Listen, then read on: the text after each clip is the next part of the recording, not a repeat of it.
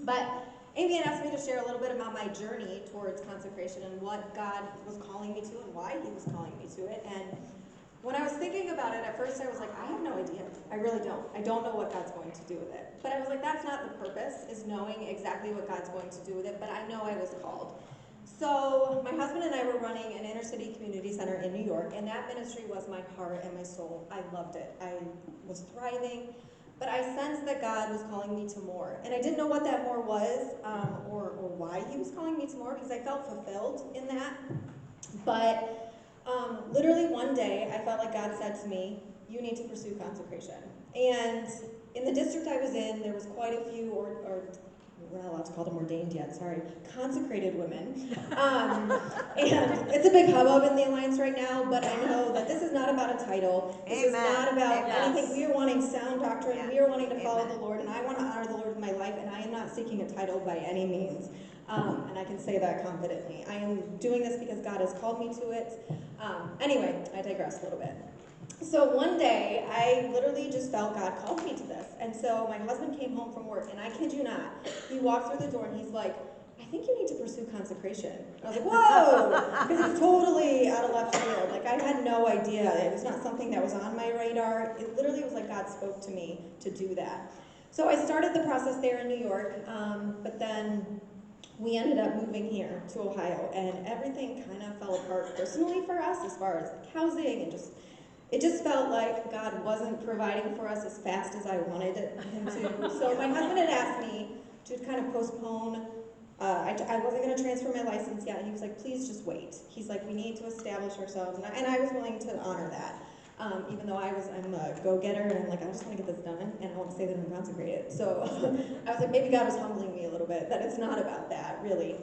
So I took a break, and I actually picked it up last September, and I'm set to be consecrated September 2023, and so I'm super excited about that. Can you pray for me, though? I stay at home with my family, or with my kids, and they're doing public school, but it's online, and it's hard to find time to dedicate to do these things, and I hate writing. That is not my thing. And it's papers. It's like 8-page paper after paper. And I'm like, who has time for this? Or who wants to do this? Not me. But I'm doing it.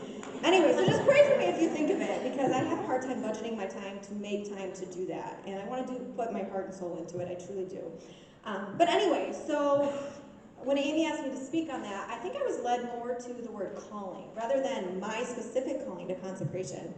And so I just wanted to share something with you guys that I was reading through 1 Samuel, and in 1 Samuel chapter 3, it talks about the calling of Samuel. And I've read that countless times, but something really spoke to me this time. And it was the very first verse says, the boy Samuel served the Lord. That seems to go without saying, right? He was in the temple, he was serving under Eli. But what caught me was in verse 7, it said, now Samuel did not yet know the Lord. And I was like, wow, so he was serving the Lord, but he did not yet know the Lord. And then a few verses later, and you know the story of Samuel, he gets up back and forth with Eli, like, you're calling me? And Eli's like, I'm not calling you, go back to bed. And then he keeps going back and forth, back and forth. And eventually he realizes it's God talking to him. And so Samuel goes back to Eli, and Eli says, well, the next time you hear that voice, you need to say, speak, Lord, for your servant is listening. And that really caught me, because after that is when we find out that Samuel receives his calling. When he asks the Lord for what he wants him to do, okay? He wasn't relying on Eli. He wasn't relying on the fact that his mom, Hannah, had kind of just given him to Jesus because that's what she was needing to do because God gave him to her. So he was relying on what God was telling him to do. And so I just encourage you all, every single one of us has a calling. We all have a purpose, and it's different. It's different for each one of us. It's probably not consecration for most of you, but for some of you it might be. Yes. But God has a purpose for you in your life, and I am determined to help women see their role in the church. I want positive role models for our girls to look up to. Like, I don't want them looking up to Ruth Bader Ginsburg and people like that. Yes. Like, I want them to look up to me. Amen. I want them to look up to the women in my church. I want them to look up to you guys and see that we are solid women who love the Lord with our heart, soul, mind, and strength, and are willing to go forth boldly, regardless if the world tells us about our status or we need to prove something, that this is just what God is calling us to. So, there we go. So I encourage you, say to the Lord, speak, Lord, for your servant is listening, and see what he tells you. Yes. Amen.